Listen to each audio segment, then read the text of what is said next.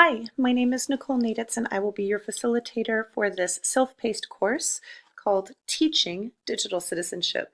Welcome to our orientation. This orientation will get you started in the course and help you find all of the resources you need and make sure you know what you will have to do in order to complete the course. I'm really glad you decided to sign up for this. This topic is something that's really important to me, and obviously it's also really important to you because you chose to sign up for this. But I think we have so much we can do to better support our learners as they try to navigate the digital landscapes in which they share, interact, purchase, consume media, and create. Before we dive further into the course, we're actually going to get started right away with an activity. And for this activity, you will contribute one slide to a shared Google slide deck in order to introduce yourselves to the rest of the participants in the course. To do that, you're going to open the slide deck. You might want to jot down this web address, http://bit.ly/capital DIG, capital CIT, capital MAY 19.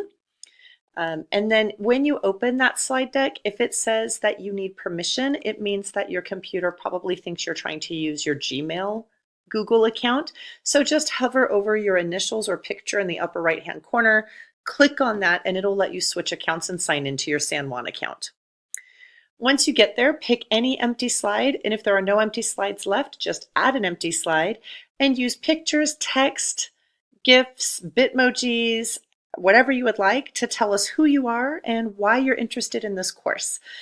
It should represent you, so design your slide accordingly. I'm going to kind of show you what it looks like right now. When you open it up, it'll open here.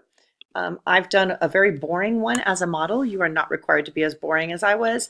And you'll see that there are several empty slides, but there might be more people in the course than empty slides. If you want to add a new slide, you just go to the end so that it's highlighted in gold, as you can see here, or orange, and hit your return or enter button.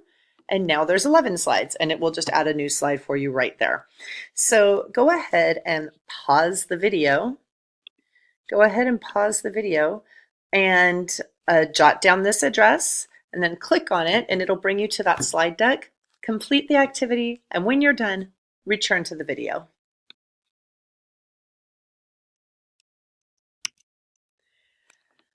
So what is digital citizenship anyway?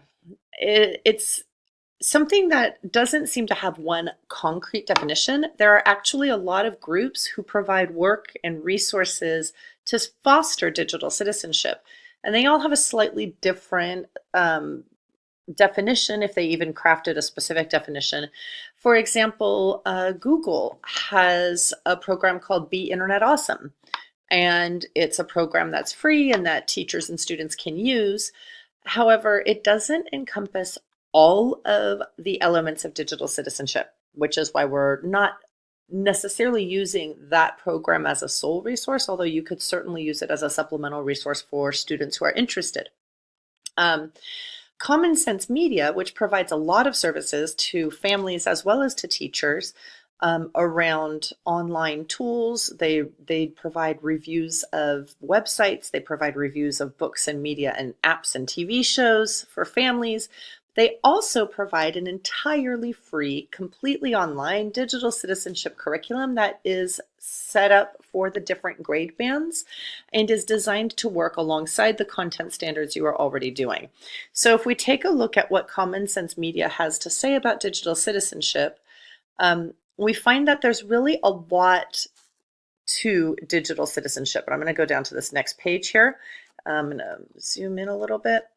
So digital citizenship includes several components: privacy and security, how it is that students manage their own security and the privacy of their personal information; their digital footprint, everything they create is out there in the universe. Even if they delete it, if someone else managed to get a screenshot of it, it's still out there.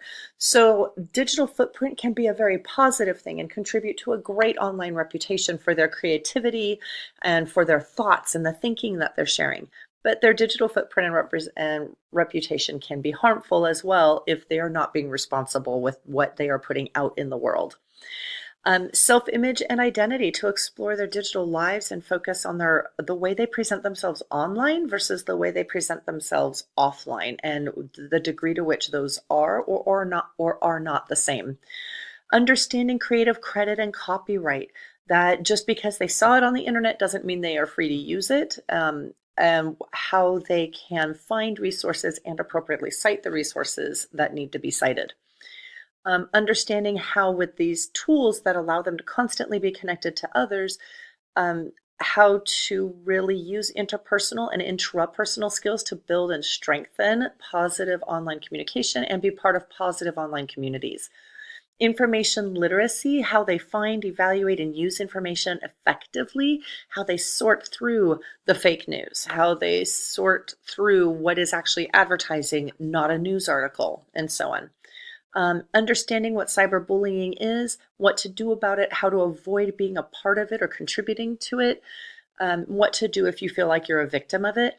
And then lastly, internet safety, taking into account the amazing opportunities for creation and collaboration online, but staying safe by distinguishing between inappropriate contact and really positive connections that they have online.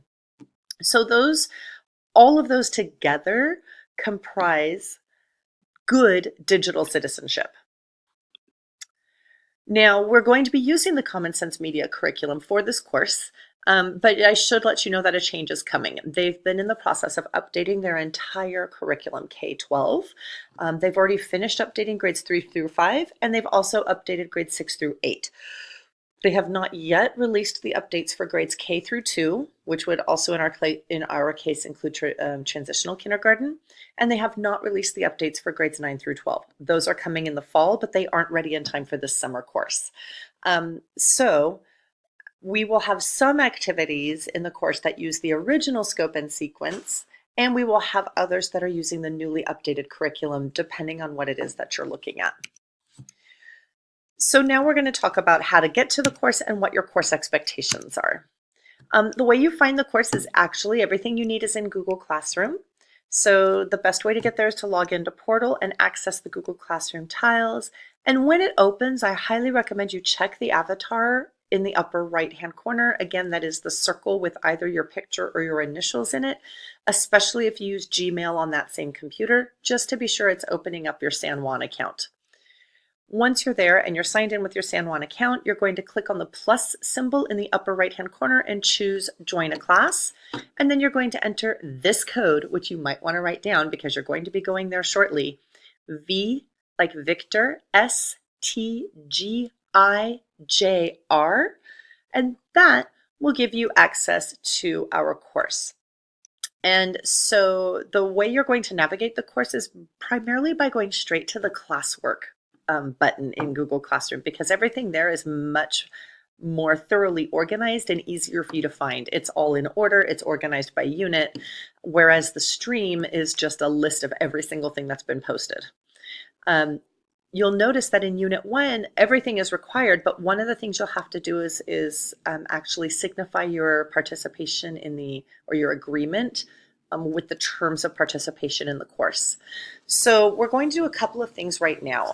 Before I have you pause, I'm going to kind of take you to our Google Classroom. When you first arrive in the Google Classroom, you're going to fall on the stream. However, as I said, it's much easier to find your work if you go to the classwork button.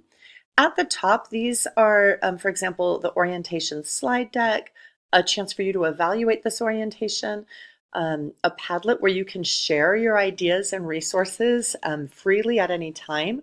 Some additional resources as well. In fact, one I'd really like to call out to you is something we are all required to do in the district. When you find a great application online or a website that your students can interact with for a formative assessment tool, or perhaps it's a place where they can do some collaborative writing, you have an obligation in the district to actually ensure that that site is not misusing our students' data. To do that, the state of California, or actually the organization called CETPA, the California Education Technology Professionals Association, manages a database where you can actually check to ensure that if the tool does ask students to create accounts or to sync their Google accounts, that they actually have an agreement on file for the stricter California terms for student data privacy. So this link will take you right to the website where you can go straight to resource. You should ignore all the other things, and you can actually scroll down, and if the resource is listed here, that means they have an agreement on file and you are welcome to use the resource with your students. So I just wanted to point that out because we're really trying to spread the word about that. It is actually a requirement of our district. Hopefully at some point we'll be able to have a place for you where you can tell if the tool is already listed. But for now, it is still pretty quick to just click that button and search the resources tab. As you can see, the work of your course is organized by units, and then in the units you might have a question or you might have assignments that you need to do. Every assignment is required. You will not receive credit for the course if you are missing any assignments. In addition, it is important to be sure that you actually complete the assignments thoroughly and don't miss any, like a part 2 or something else that you need to do. For example, for some of the questions, you're going to be required to reply, as you can see here, to at least one other participant. So you're going to have to come back into the Google Classroom and see if anybody else replied to you, and you might have to answer those. Or if you're one of the earliest people to get to this activity, you'll need to come back in order to see the responses of other participants. I'd like to draw your attention to the fact that this course was used in the spring, so you should not reply to anybody who completed the activities prior to today's date, which is May 24th. Those are the spring participants. You should only reply to activities posted after May 24th. Sorry, you should only reply to responses to these questions in all units. For the questions, you should reply to responses that were posted after May 24th. But you can see that you have in the classwork field, if you go, every unit is organized for you so that it is really easy for you to find what it is that you are required to do. So bringing you back to this, if you pause the video right now, you'll be able to go to Unit 1 and actually complete the assignment where you agree to the terms of participation. So go ahead and stop the video, open up the course, take the time to read the terms, and choose yes or no. So as you already saw, it'll be much easier for you to find your work if you go to the Classwork tab in Google Classroom and then just progress in order from top to bottom in the assignments. Again, as a reminder, if you see a question and the instructions require you to reply to another participant, you will need to go back into that assignment in order to look at other people's replies so that you can follow up with them.